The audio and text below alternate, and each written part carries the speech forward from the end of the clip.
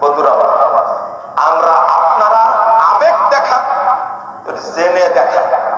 যে খমিনি লিখছে আয়েশা ওয়া হাফসা ওয়া তালহা ওয়া জুবায়ের ওয়া মুয়াবিয়া ওয়া আশবাহুহুম কানু আহবাসা মিনাল কিলাব ওয়াল খানাজির। আয়েশা, হাফসা, তালহা, জুবায়ের, মুয়াবিয়া, এই ধরনের আরো সাহাবীরা এরা কুকুর এবং শুয়োরের চেয়েও অনেক বড় হবে। মা আয়েশাকে জেনাকারিনী মহিলা বলেছে। এই খমিনি যে মরে গেল, এ মা আয়েশাকে জেনাকারিনী মহিলা বলেছে।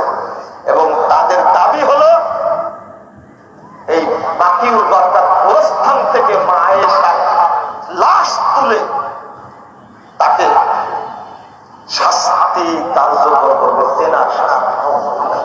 এই লোক বলছেন যে খামেনি সাহাবীদেরকে গালি দেয়, সাহাবীদের ব্যাপারে অনেক নোংরা কথা বলে, মা আয়েশা, মা হাফসা রাদিয়াল্লাহু আনহুকে এরা চারিত্রিক দুর্নাম দেয়। আমি আমার ভিডিওতে দেখাইছি আপনাদেরকে, আপনার সেই ভিডিওটা দেখে নেন।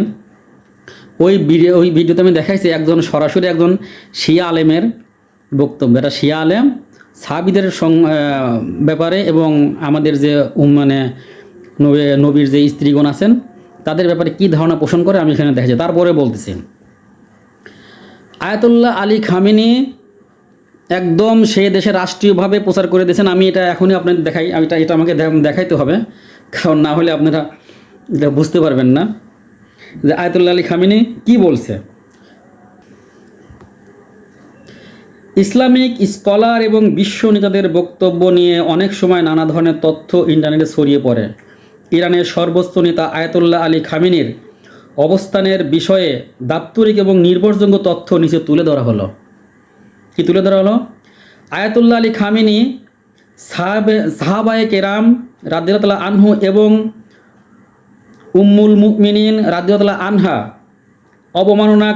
অবমাননা বা গালি দেওয়ার বিরুদ্ধে কঠোর অবস্থান নিয়েছেন।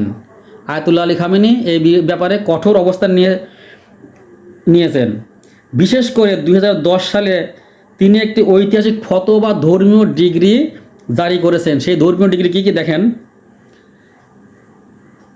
সেই ফতোয়ায় তিনি স্পষ্টভাবে বলেছেন, ইসলামের মহানবী সাল্লাল্লাহু আলাইহি ওয়াসাল্লামের সহধর্মিণী সহ আহলে বায়াত সকল জামাতের পবিত্র আহলুল জামাতের পবিত্র প্রতীকসমূহ এবং শ্রদ্ধেয় ব্যক্তিদের মানে যত তাবেঈন যত আছে, যত আলেম ওলামা আছে, তাদের অপমান করা বা গালি দেওয়া হারাম এবং নিষিদ্ধ। কে বলছেন? Ayatollah Ali Khamenei. তিনি তার দেশের ডিগ্রি জারি করছেন। যারা ডিগ্রি জারি করে এসব কথা বলতে পারে তারা কি বলেন সাহাবীদের বকা দিবে, গালি দিবে? আরও আছে দেখেন, তিনি মনে করেন সাহাবা এবং উম্মুল মুমিনিন মানে তিনি মনে করেন সাহাবা এবং নবীর স্ত্রীগণের অপমান করা মুসলমান উম্মার মধ্যে অনৈক্য সৃষ্টি করা এবং এটি ইসলামের শত্রুদের সুবিধা দেয়। আয়াতুল্লাহ আলী খামেনি মনে করেন যে সাহাবীদেরকে গালি দেওয়া, নবীর স্ত্রীদেরকে গালি দেওয়া বা তাদের বিরুদ্ধে কটূক্তি করা এটা মুসলমানদের ঐক্যর মধ্যে সেটা একটা বাধা সৃষ্টি করে এবং মুসলমানদের যে শত্রু আছে তাদেরকে আরও সুযোগ করে দেয়।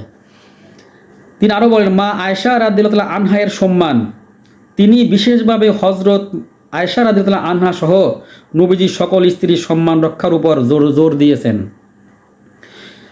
তিনি তার বিভিন্ন ভাষণে বলেছেন যে যারা সাহাবীদের গালি দেয় এবং অভিশাপ দেয় তারা প্রকৃত শিয়া আদর্শের প্রতিনিধিত্ব করে না, বরং তারা উস্কানিদাতা।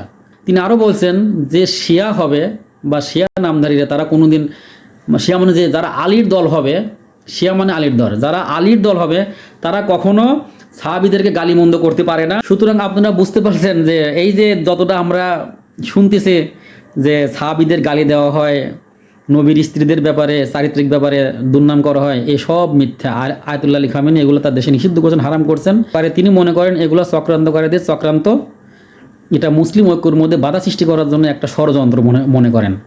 তাহলে এই আলেম সাহেব ইনি কি এসব দেখেন নাই, ইনি কি সব জানেন না? তাহলে ইনি কীভাবে এই কথাটা বলতে পারলেন?